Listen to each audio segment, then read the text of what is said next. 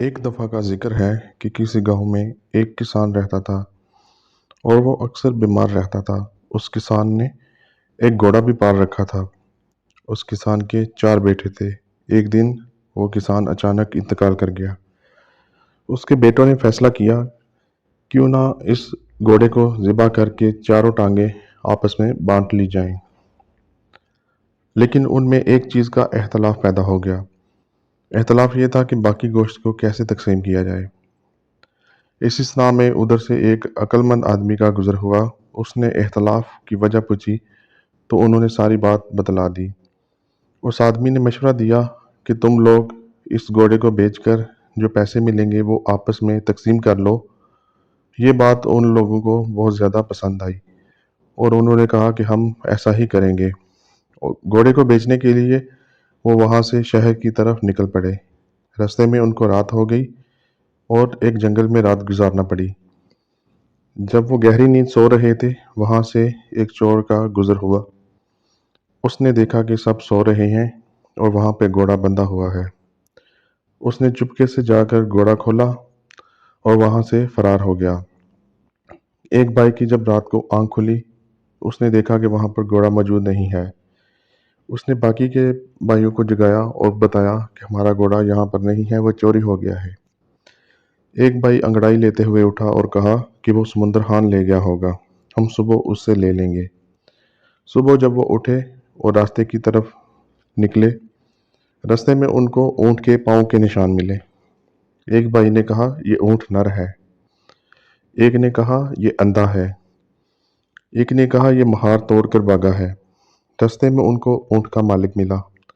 उसने उनसे ऊँट के बारे में पूछा तो उन्होंने कहा, एक ने कहा कि ऊँट अंधा है, एक ने कहा ऊँट नर है, एक ने कहा कि ऊँट महार दौड़ कर भागा है।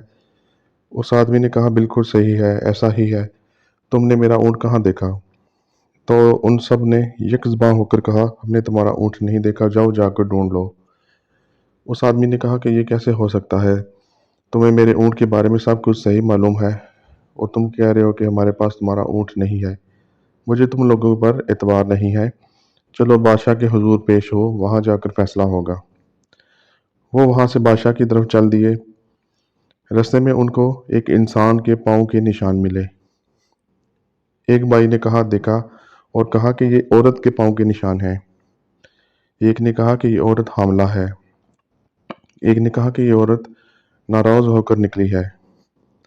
एक ने कहा कि ये औरत रात के वक़्त घर से निकली है। रास्ते में एक आदमी मिला और उसने औरत के बारे में पूछा कि तुम लोगों ने किसी औरत को तो नहीं देखा? एक ने कहा क्या वो हामला थी? उसने कहा हाँ। एक ने कहा कि वो नाराज़ होकर घर से निकली है? उसने कहा हाँ। एक ने कहा कि वो रात को घर से निकली होगी? उसने कहा हाँ। कहाँ है मेरी औरत? उन्होंने कहा हमें नहीं पता। यकज़बान होकर बोले हमें नहीं पता, जाओ जाकर ढूंढ लो। उसने कहा ये कैसे हो सकता है? अभी अभी तुम लोगों ने मेरी औरत के बारे में सब कुछ ठीक बताया है और ये कैसे हो सकता है कि तुम लोगों को मालूम नहीं? उसने कहा अगर तुम इस बात से इनकारी हो तो चलो बादशाह की खिदमत में पेश होते हैं, वहां जाकर ये फैसला होगा। अभी वो सब के सब जा ही रहे थे कि रास्ते में एक शहर आया। शहर की एक गली में उन चारों भाइयों ने एक आदमी से पूछा कि यहाँ पे समुद्र खान का घर कौन सा है। उस आदमी ने बताया ये। उन्होंने दरवाज़ा खटखटाया। अंदर से एक आदमी निकला। उन्होंने पूछा कि समुद्र खान कहाँ है? उसने कहा मैं ही हूँ। उन्होंने कहा कि तुमने हमारा रात को घोड़ा चोरी किया है। उस आदमी ने कहा कि नहीं, मैंने चोरी नहीं किया, तुम लोग खामख्वाह मुझ पर इल्ज़ाम लगा रहे हो। उन्होंने कहा अगर तुम अपनी बात से इनकार करते हो तो चलो हम बादशाह के पास जा रहे हैं, ये फैसला अब वहाँ पर ही होगा। वो आदमी उनके साथ चल दिया और वो सब के सब बादशाह के महल की तरफ रवाना हो गए।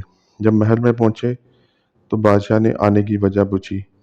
उन्होंने कहा कि हम यहाँ इंसाफ के लिए आए हैं और उन्होंने बारी बारी अपनी बात बतानी शुरू कर दी। पहले ऊँट वाले ने कहा कि लोग मेरे ऊँट के बारे में सब कुछ जानते हैं, लेकिन ये कहते हैं कि हमें तुम्हारे ऊँट के बारे में नहीं मालूम। मुझे लगता है मेरा ऊँट इन्होंने ही चुराया है। जबकि दूसरा आदमी बोला, उसने कहा कि मेरी औरत रात से गुम है, लेकिन ये मेरी औरत के बारे में सब कुछ जानते हैं और कहते हैं कि हमने तुम्हारी औरत को नहीं देखा। मुझे तो लगता है इन्होंने ही मेरी औरत को अगवा किया है। तो बादशाह ने उन लोग चारों भाइयों से ان الزامات کے بارے میں پوچھا تو انہوں نے کہا کہ بادشاہ سلامت، فیصلہ کرنے سے پہلے غور سے سن لیں۔ بادشاہ نے کہا کہ بتاؤ۔ انہوں نے کہا کہ رات کو جب ہم سو رہے تھے تو سمندر خان نے ہمارا گھوڑا چوری کر لیا۔ جب بادشاہ نے سمندر خان سے پوچھا تو اس نے کہا کہ نہیں حضور، مجھے اس بات کا نہیں معلوم، یہ میرے پہ الزام لگا رہے ہیں۔ تو بادشاہ نے دریافت کیا کہ جب یہ گھوڑا چوری کر رہا تھا تو تم چاروں میں سے کسی نے اس کو دیکھا؟ تو چاروں نے کہا نہیں۔ تو بادشاہ نے کہا کہ پھر تم کیسے اس پہ الزام لگا سکتے ہو کہ یہ اس نے ہی تمہارا گھوڑا چوری کیا ہے؟ تو وہ بولے کہ حضور، فیصلہ کرنے سے پہلے ہماری بات غور سے سن لیں۔ ہمارے پاس غیب کا علم ہے اور ہمیں یہ سب باتیں غیب کے علم کی وجہ سے ہی معلوم ہوتی ہیں۔ بادشاہ نے کہا تو اچھا، تو یہ بات ہے، تمہارے پاس غیب کا علم ہے، تو پھر میں تم سب کا امتحان لوں گا۔ اگر تم اس میں کامیاب ہوگے تو پھر میں سمجھ جاؤں گا کہ تم واقعی بے قصور ہو۔ بادشاہ نے ایک ڈبہ منگوایا اور اس کے اندر انار کو چھپا دیا اور کہا کہ بتاؤ اب اس ڈبے میں کیا ہے؟ تو وہ ایک بھائی بولا یہ کوئی گول گول چیز لگ رہی ہے۔ دوسرا بولا یہ گیند کی طرح لگ رہی ہے۔ تیسرے نے کہا کہ اس کے اندر دانے دانے لگ رہے ہیں۔ چوتھے نے کہا کہ صاف صاف کیوں نہیں کہہ دیتے کہ اس کے اندر انار ہے؟ جب بادشاہ نے یہ سنا تو اسے یقین ہو گیا کہ یہ واقعی ٹھیک کہہ رہے ہیں اور یہ بے قصور ہے۔ بادشاہ نے اسی وقت سمندر خان کو حکم دیا کہ ان کا گھوڑا واپس کر دو، نہیں تو گھوڑے کی قیمت ادا کر دو۔ اور جس کا اونٹ گم ہوا تھا، بادشاہ نے اس کو کہا جاؤ جا کر اپنا اونٹ تلاش کرو، اور جس کی بیوی گم ہوئی تھی اس کو بھی کہا جاؤ جا کر اپنی بیوی کو تلاش کرو۔ اور سمندر خان نے گھوڑے کی رقم ان کو ادا کر دی، جس سے انہوں نے بھیڑ بکریاں خریدی اور گاؤں کی طرف روانہ ہو گئے۔ جب چاروں بھائی بھیڑ بکریاں خرید کر گاؤں کی طرف روانہ ہو رہے تھے تو دن کا ٹائم تھا اور وہ انتہائی بہت ہی زیادہ تھک چکے تھے۔ انہوں نے فیصلہ کیا کہ جنگل میں ٹھنڈی ٹھنڈی ہوا چل رہی ہے اور درختوں کے نیچے تھوڑی سی تھکاوٹ دور کرتے ہیں۔ تھکاوٹ دور کرنے کے جب وہاں پر لیٹے سو گئے۔ کافی دیر بعد جب ایک بھائی کی آنکھ کھلی تو اس نے دیکھا کہ ایک بھیڑ کا بچہ درخت پر چڑھا ہوا ہے اور باقی بھیڑ اور بکریاں گھاس چر رہی ہیں۔ تو اس نے چلانا شروع کر دیا اور بھائیوں کو کہا کہ وہ دیکھو، بھیڑ کا بچہ درخت پہ چڑھا ہے، لکڑیاں توڑ رہا ہے، وہ باقی بھیڑ بکریاں آپس میں صلاح مشورہ کر رہے ہیں، وہ ہم پر حملہ کرنے والے ہیں۔ یہ سنتے ہی وہ سب لوگ وہاں سے بھاگ کھڑے ہوئے اور دور جا کر کہیں رکے، اور وہاں پر ایک گھڑ سوار گھوڑے پر بیٹھ کر آ رہا تھا۔ اس نے پوچھا کیا بات ہے، تم لوگ کیوں بھاگ رہے ہو؟ انہوں نے بتایا کہ ایک بھیڑ بکریاں ہمیں مارنے کے لیے لکڑیاں اکٹھے کر رہے ہیں اور آپس میں مشورہ کر رہے ہیں۔ تو اس گھڑ سوار نے کہا کہ یہ کیسے ہو سکتا ہے؟ انہوں نے کہا کہ نہیں، یہ ایسا ہی ہے، اور کہا چلو گنتی کرو، کوئی ہم میں سے کم نہ ہو گیا ہو۔ ایک بھائی نے گنتی سٹارٹ کی اور اس نے باقی تینوں کو گنا اور خود کو نہیں گنا اور کہا ہم میں سے ایک پیچھے رہ گیا ہے۔ تھوڑی دیر بعد دوسرے نے بھی گنتی سٹارٹ کی اور اس نے بھی خود کو نہیں گنا اور کہا کہ ہم میں سے ایک آدمی پیچھے رہ گیا ہے۔ اسی طرح سب نے باری باری گنتی کی اور خود کو نہیں گنا اور کہا کہ ہم میں سے ایک پیچھے رہ گیا ہے۔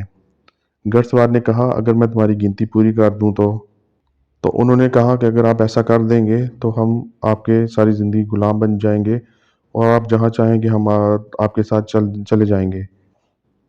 تو گھڑ سوار نے باری باری ان سب بھائیوں کا ہاتھ پکڑ کر ان کی گنتی پوری کر دی، جس سے وہ بہت زیادہ خوش ہو گئے۔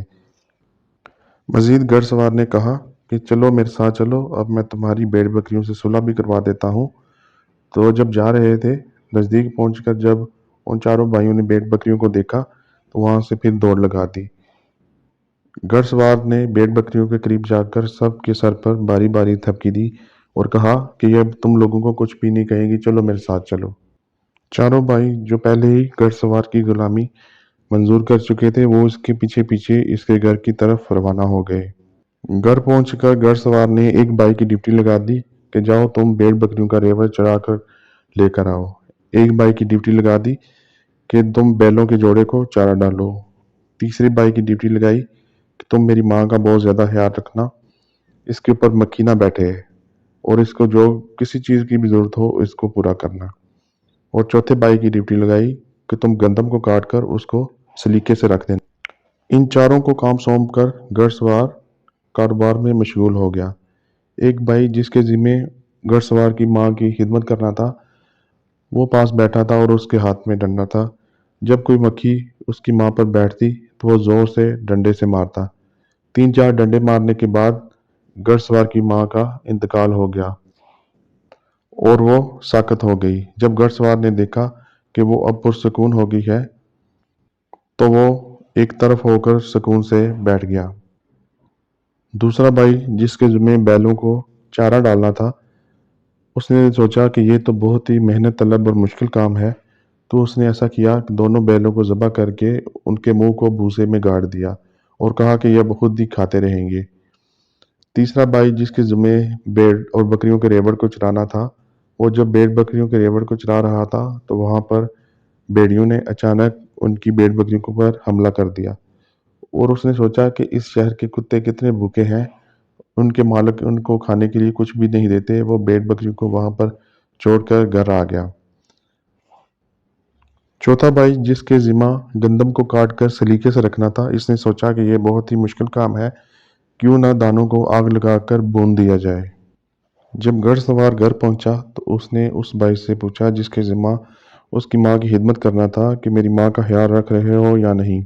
उसने कहा क्या बात करते हो, आप जब से गए हो मैं आपकी माँ का बहुत ख्याल रख रहा हूँ, इसलिए वो आराम से लेटी है। जब उसने माँ के मुंह के ऊपर से कपड़ा हटाया तो वो उसका मुंह होन्न आलूदा था और वो मर चुकी थी। इससे वो बहुत परेशान हुआ। उसने सोचा कि दूसरे भाइयों का काम चेक करूं।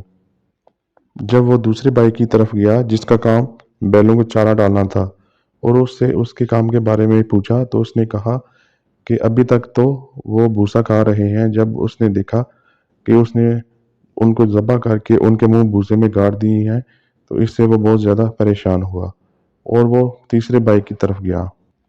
तीसरे भाई के जिम्मे गंदम को सलीके से काट कर रखना था।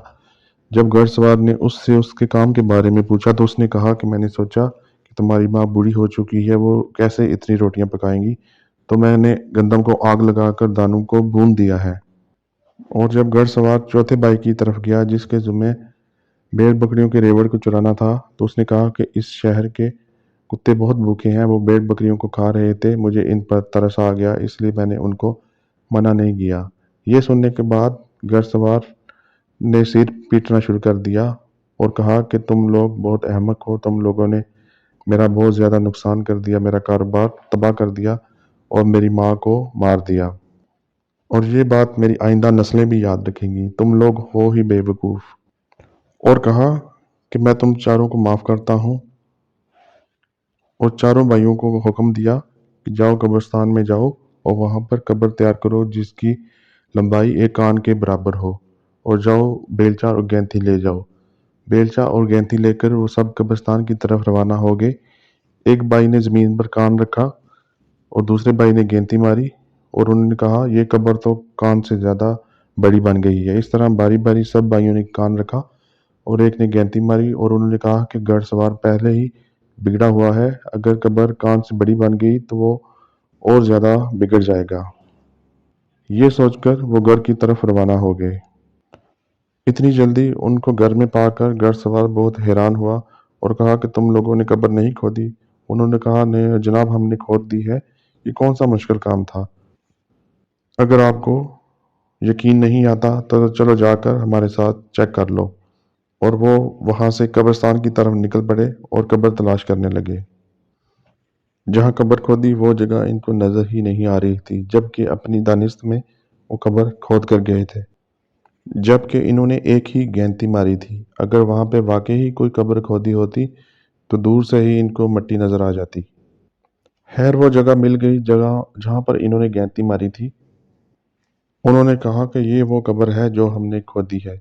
घुड़सवार ने कहा कि तुम लोग भी कमाल करते हो, इस छोटी सी कब्र में एक इंसान की लाश कैसे आएगी।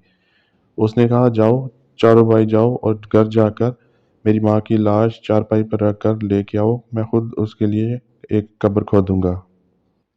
चारों भाई घर की तरफ रवाना हो गए और उन्होंने चारपाई उठाई और भागकर कब्रिस्तान की तरफ आने लगे। रास्ते में उन्होंने घुड़सवार की माँ की लाश को गिरा दिया और जब कब्रिस्तान पहुंचे तो देखा कि चारपाई के ऊपर लाश नहीं थी और वो एक दूसरे का मुंह तकते रह गए। जब घुड़सवार ने पूछा कि मेरी माँ की लाश ले आए हो तो उन्होंने कहा जनाब, रास्ते में वो उठकर भाग गई है। گھڑ سوار نے کہا کہ یہ کیسے ممکن ہے، ایک لاش اٹھ کر کیسے بھاگ کر جا سکتی ہے؟ اس نے کہا جاؤ جا کر لاش لے کر آؤ، نہیں تو میں تم لوگوں کو یہاں پر زندہ گاڑ دوں گا۔ اور جب لوگ اس لاش کو ڈھونڈ رہے تھے تو وہاں پر ان کو ایک بڑھیا ملی جو لکڑیاں اکٹھی کر رہی تھی۔ ان سب نے جا کر بڑھیا کو پکڑ لیا اور کہا تم یہاں پر لکڑیاں اکٹھی کر رہی ہو اور وہاں پر تمہارا بیٹا ہمیں مارنے کی دھمکیاں دے رہا ہے، چلو ہمارے ساتھ چلو۔ انہوں نے زبردستی بوڑھی ماں کو اٹھا کر چارپائی پر رکھ دیا اور قبرستان لے کر آ گئے، اور گھڑ سوار کو کہنے لگے کہ یہ لو اپنی ماں کو سنبھالو، اس کا خیال رکھو، تم ویسے ہی ہمارے اوپر الزام لگا رہے تھے، یہ تو ابھی بھی نہیں آ رہی تھی، ہم اس کو زبردستی لے کر آئے ہیں۔ گھڑ سوار نے بڑھیا سے معافی مانگی اور اس کو جانے کی اجازت دے دی اور اس کو سب بتایا کہ یہ میری ماں کی لاش کہیں پھینک آئے ہیں، اور بعد میں اس نے جا کر خود اپنی ماں کی لاش کو تلاش کیا۔ اب وہ ان چاروں بے وقوفوں سے تنگ آ چکا تھا۔ گھر جا کر اس نے چاروں بے وقوفوں کو دھکے مار کے گھر سے نکال دیا اور سکھ کا سانس لیا۔